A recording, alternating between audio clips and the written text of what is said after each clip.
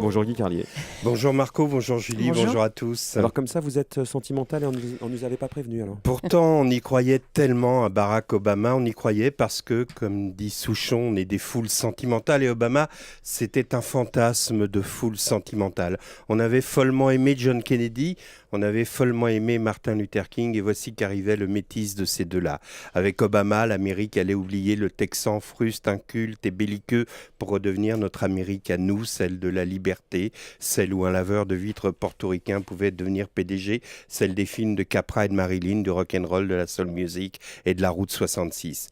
Les Américains tentèrent l'aventure Obama un peu comme une femme lassée d'un mari qui regarde la télé allongée sur le canapé, décide de partir avec un beau mec qui lui promet de l'emmener en moto au bord de la mer. Un vieux slogan de mai 68 disait « Soyez réalistes, demandez l'impossible ». Et en élisant Obama, l'Amérique demandait l'impossible. Obama avait en outre la chance paradoxale d'arriver au pouvoir au moment où la crise était au plus fort aux États-Unis et du coup il suscitait un espoir messianique. Obama, c'était le Messie qui annonçait aux Américains que oui, ils pouvaient s'en sortir.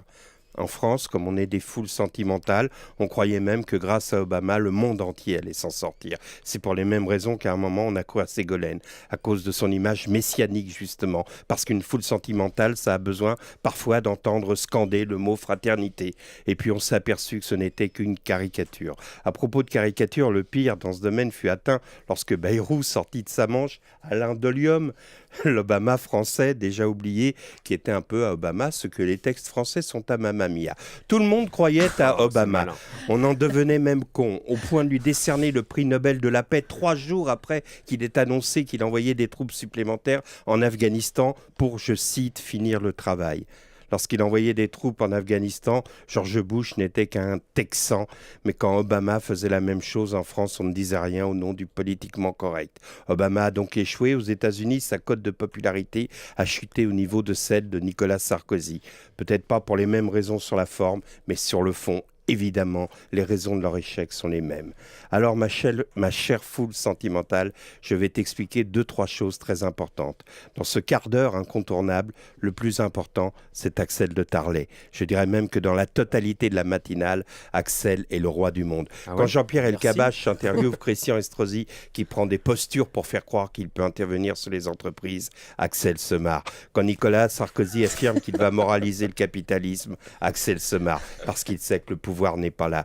Le pouvoir, il est ailleurs, à Wall Street ou dans les conseils d'administration des grands groupes mondiaux. Et puis surtout, foule sentimentale, toi qui aimes le Dalai Lama, toi qui milites pour les droits de l'homme au Tibet, toi qui fus ému lorsqu'on a décerné le prix Nobel de la paix accordé aux dissidents chinois emprisonnés, écoute comme on nous parle. Écoute comme nous parle Jean-Pierre Raffarin, qui a mis la diplomatie française au rang de VRP, avec dans le coffre de sa laguna des centrales nucléaires et des TGV, et qui dit « La diplomatie ne se fait pas à coup de réprimande ».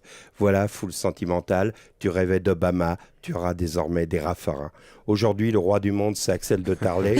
Moi, je passe juste enlever le rideau, juste pour vous rappeler qu'on reste quand même des... Foule sentimentale, on a soif d'idéal, attiré par